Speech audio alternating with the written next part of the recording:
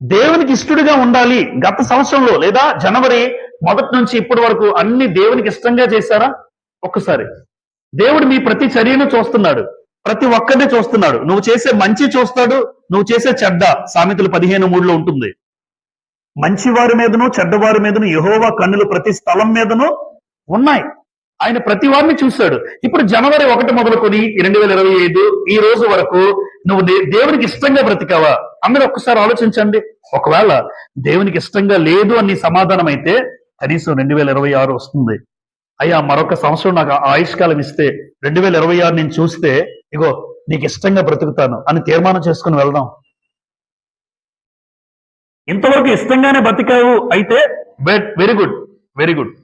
లేదు దేవునికి ఇష్టం లేని పనులు కూడా చేసేసాను, ఎవరికి తెలియదు ఇక్కడ, దేవుడికి నాకు తప్ప అని నీకు అర్థమవుతుంది.